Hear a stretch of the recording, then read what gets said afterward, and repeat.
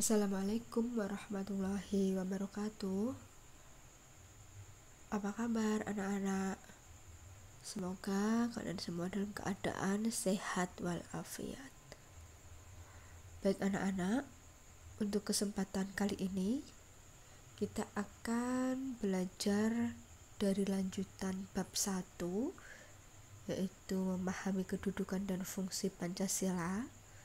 Di pertemuan sebelumnya kita sudah mempelajari yaitu arti dari Pancasila, fungsi dan kedudukan Pancasila.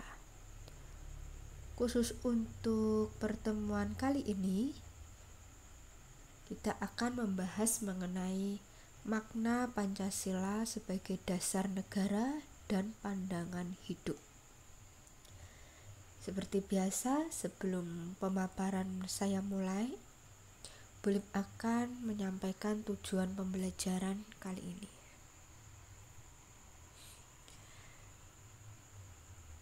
Dalam pertemuan kali ini ada 2 tujuan pembelajaran yang harus kalian capai, yaitu yang pertama, peserta didik mampu menjelaskan Pancasila sebagai dasar negara dan Pancasila sebagai pandangan hidup. Yang kedua, peserta didik mampu menyadari pentingnya kedudukan dan fungsi Pancasila dalam kehidupan bernegara. Baik anak-anak, langsung saja kita ke materi. Untuk materi yang pertama, ada Pancasila sebagai dasar negara. Kalian pasti semuanya tidak asing lagi dengan istilah Pancasila sebagai dasar negara. Tetapi yang perlu kalian ketahui itu maksud dari kata dasar negara. Pancasila digunakan sebagai dasar untuk mengatur penyelenggaraan ketatanegaraan negara yang meliputi bidang ideologi, bidang politik, bidang ekonomi, bidang sosial budaya, dan bidang pertahanan keamanan.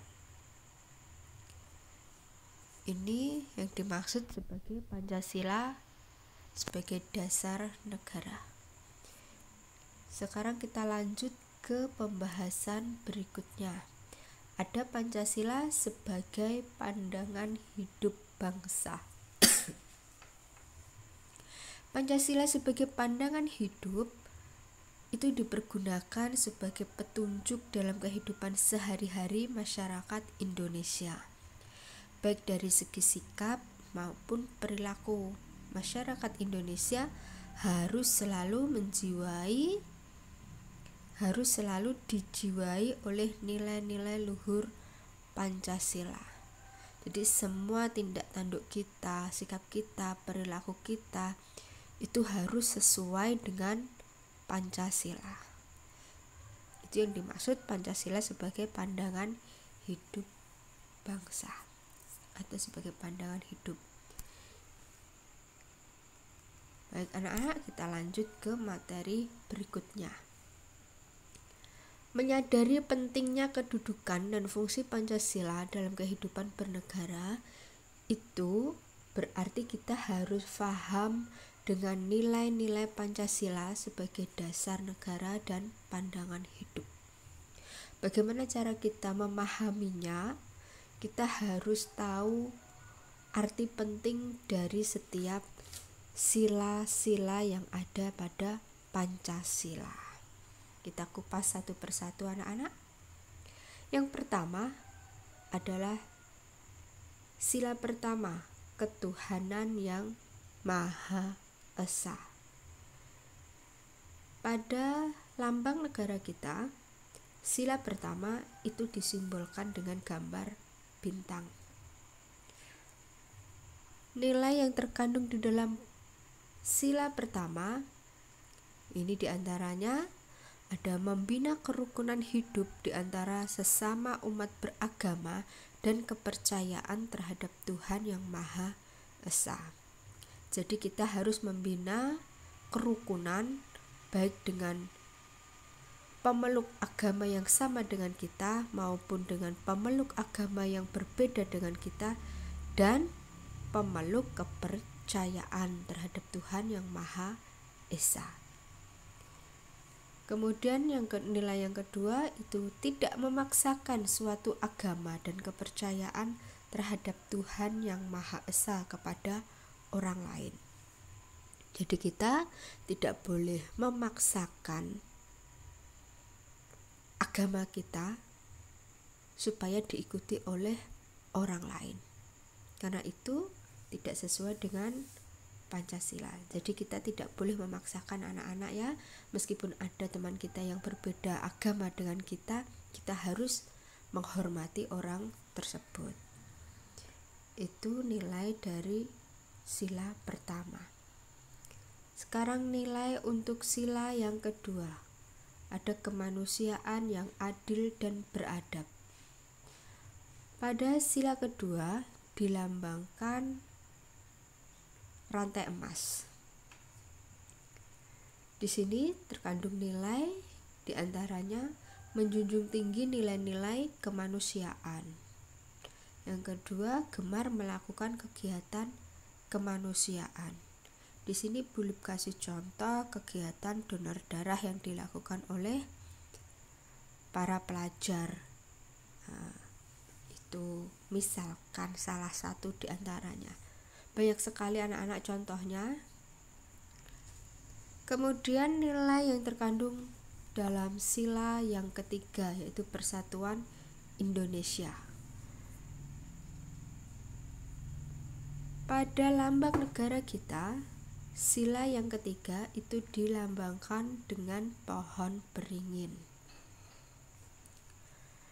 Nilai yang terkandung ada sanggup dan rela berkorban untuk kepentingan negara dan bangsa, serta mengembangkan rasa cinta tanah air dan bangsa.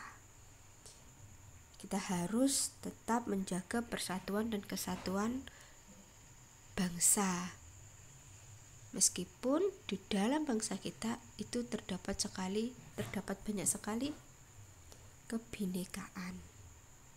Itu nilai sila yang ketiga. Sekarang kita lanjut ke nilai sila yang keempat, yaitu kerakyatan yang dipimpin oleh hikmat kebijaksanaan dalam permusyawaratan perwakilan. Pada sila ini dilambangkan ada kepala banteng. Apa saja nilai-nilai yang terkandung? Yang pertama, tidak boleh memaksakan kehendak kepada orang lain. Yang kedua, mengutamakan musyawarah dalam mengambil keputusan untuk kepentingan bersama. Jadi kita di dalam suatu komunitas atau di dalam suatu masyarakat tidak boleh memaksakan kehendak kita. Dan di dalam mengambil keputusan kita harus melakukan musyawarah untuk mendapatkan mufakat guna kepentingan bersama. Kemudian yang kelima, ada sila yang kelima, keadilan sosial bagi seluruh rakyat Indonesia. Ini dilambangkan dengan padi dan kapas. Nilai yang terkandung ada dua juga, menjaga keseimbangan antara hak dan kewajiban, menghormati hak orang lain. Di sini belum kasih contoh, ada seorang guru yang mengajar siswanya. Maksudnya gimana? Siswa itu mempunyai hak untuk mendapatkan pengajaran. Nah, ini salah satu contohnya. Kegiatan yang kita lakukan seperti ini, kalian tuh mempunyai hak untuk boleh ajar. Jadi, untuk menghormati hak kalian, Bulip juga akan mengajar.